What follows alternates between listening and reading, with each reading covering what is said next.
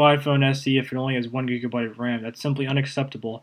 It's 2016, and the first Apple device to include 1 GB of RAM was the 2012 iPhone 5.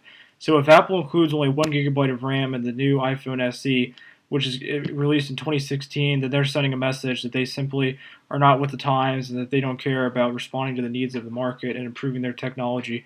Because it's simply ridiculous to include the same amount of RAM in a 2016 iPhone as there is for a 2012 iPhone.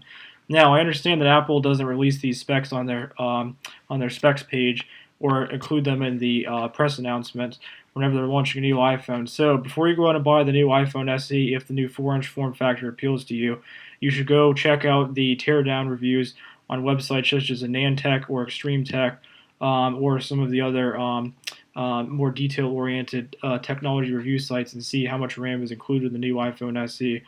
Now, I think that the iPhone SE is very appealing. I do think that the iPhone 6s and 6s Plus is too big, just like their predecessors were, the 6 and 6 Plus. So I'm definitely going to be watching the announcement for the iPhone SE with the thoughts of whether or not I should get it for myself or not, because currently I'm using the older 5S because I think that the new ones are too big.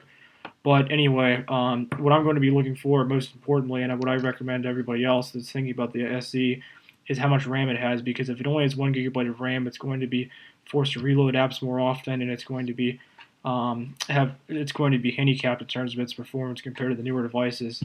It should be fine in the processor arena because it's supposed to have the new A9 processor that debuted on the 6S, which is a very, very capable processor.